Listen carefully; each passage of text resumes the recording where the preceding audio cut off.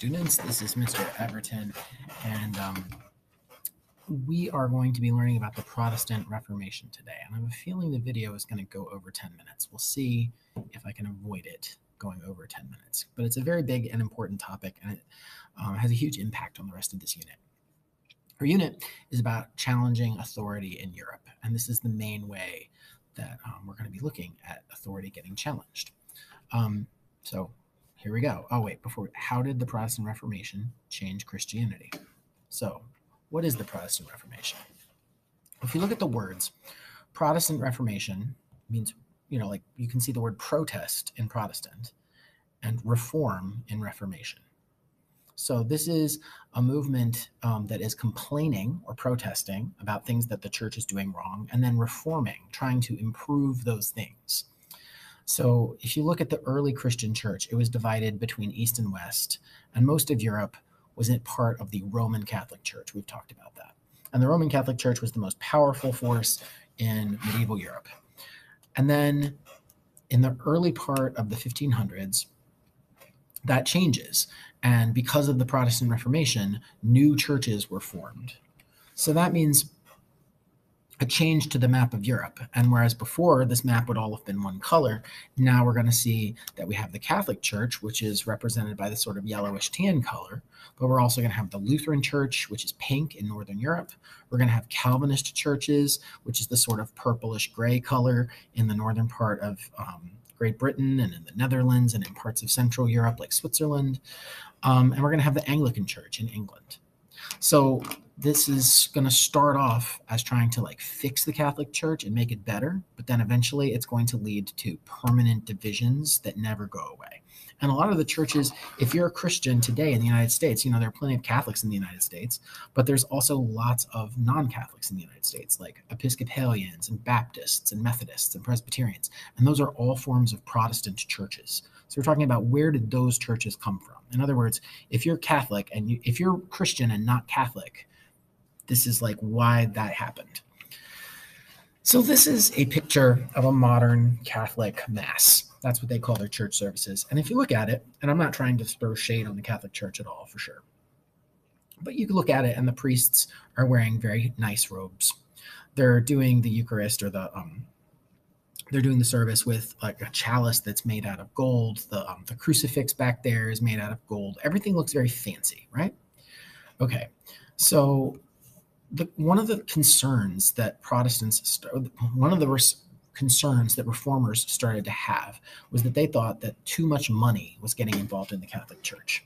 This is St. Peter's Basilica in Rome.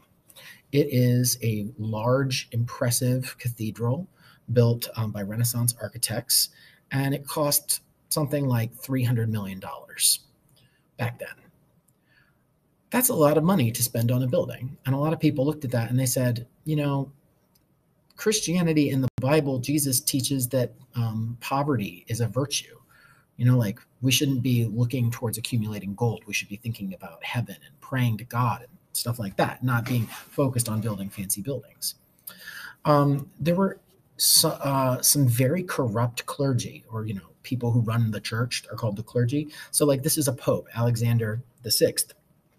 Pope Alexander VI in his time period was the ruler of the Catholic Church, the head of the Catholic Church, who the church taught was able to communicate directly to God. Catholic clergy are supposed to be celibate, which means they're not supposed to have wives or girlfriends. He had many, many girlfriends, one of whom bore him 4 children, and he used his power as the Pope to make them legitimate, give them status in society that most, children born out of wedlock would not get. That's incredibly corrupt. They're using their power and influence to get money for themselves and to live lives that are, incredibly luxurious. And people look at that and they're like, that's not okay. And then indulgences. This is a thing you're going to need to write down more than just the word indulgence. What's an indulgence? An indulgence is if you are worried that you're not going to go to heaven, you can pay the church money and they will write you a letter of indulgence, which basically says, this person is allowed to sin this much and still go to heaven. Like a get out of jail free card. Like you give the church the equivalent of like $3,000, and they'll sign a letter saying that, like, oh, well, Mr. Everton's going to go to a party on Friday and he might do some things that technically qualify as sin, but he's got this letter of indulgence from the church which says that he's okay and he can still go to heaven. More than that, if like somebody in your family died and you were like, oh God, I know my mom probably like, she like forgot to do this and this, she sinned, she's going to go to hell. You spend like $3,000, not a trivial amount of money, like a lot of money, and the church would write this letter telling you that your mother got to go to heaven instead. So a lot of people saw that and were very upset. They were like, the Catholic Church is getting away from its mission. It's not doing the things that it's supposed to do. So into this, we get Martin Luther. Now, Martin Luther is one of those names that like I try to get away from just focusing on individuals in history, but this is a name that you need to know. Martin Luther is the person who started the Protestant Reformation. He was a German monk. He was Catholic. He took his religion extremely seriously. And he saw some of the things that I was just describing, and he was very upset. Like, he was like, indulgences. You're charging these people huge amounts of money for just a piece of paper that's worthless. Like, that piece of paper isn't going to get anybody into heaven. Like, that's worthless. You're ripping these people off. You're cheating them. He wanted to fix these problems. He wanted to reform the Catholic Church. And so he wrote a long document called the 95 Theses, 95 complaints that he had about the Catholic Church, and he nailed them to the door of a church in the German city of Wittenberg. In these 95 Theses, he put out some new ideas about Christianity. He said, one, salvation or heaven is something that you get by faith alone, that you don't have to do anything other than just believe in God and believe in Jesus, and you would go to heaven. Now, the Catholic Church had been telling people, if you want to go to heaven, you have to do good things. You have to pay money to the church. You have to like do good deeds. And Martin Luther said, no, all of that is nonsense. The only thing you have to do is believe in God. He also said that the Bible is more important than the Pope.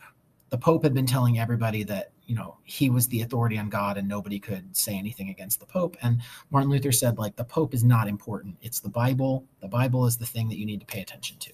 Read the Bible, interpret the Bible, and that is how you get closer to God.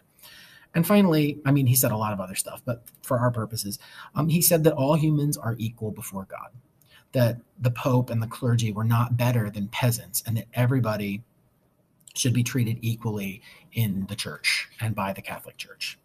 And when he said these things, he wasn't trying to start a new church. He was like, we need to fix the Catholic Church. This is a big deal to me. I really want to fix these problems.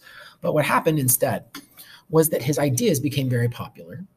The Catholic Church did not like them, and they excommunicated him. More on that in our next video. His ideas spread all over Northern Europe using the printing press, and it led to the formation of a new church called the Lutheran Church, named after Martin Luther.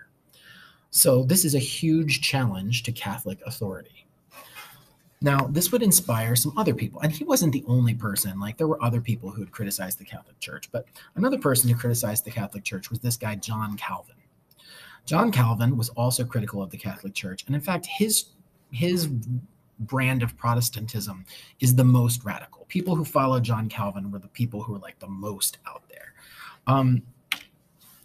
You remember that picture I showed you of a Catholic church service? This is the inside of a more Calvinist-looking church. See how plain it is? See how everything is just wood and like plain white paint? It's very simple.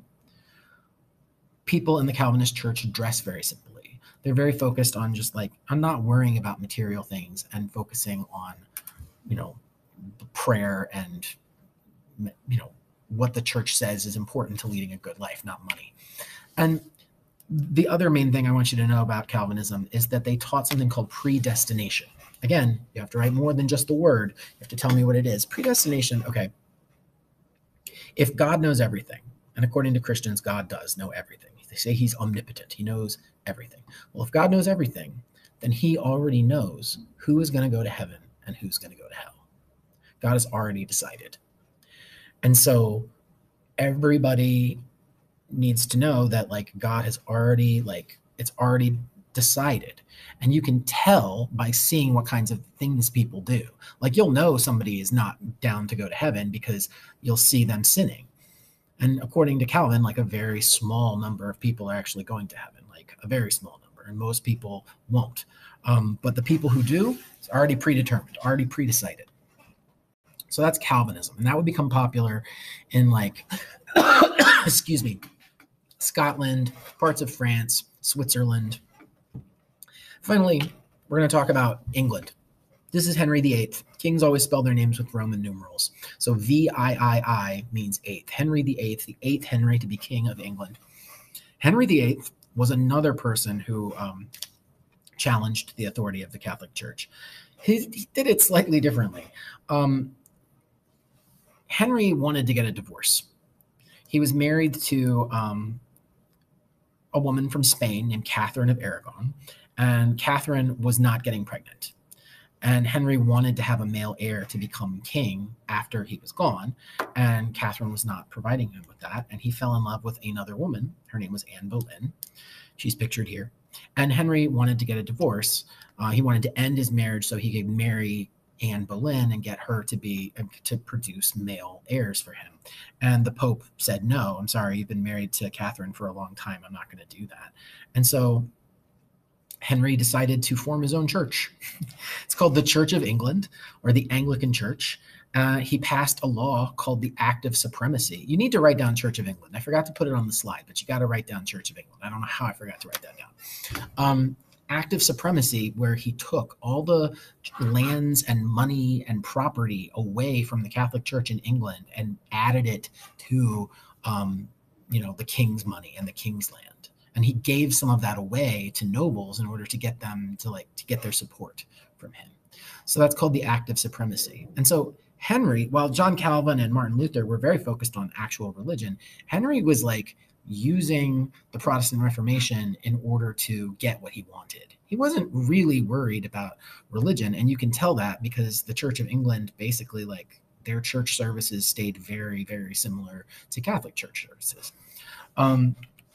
Okay, so we're going to talk more about the Protestant Reformation in the next video, but for now, how did the Protestant Reformation change Christianity? Thanks very much for watching, and I will talk to you next time.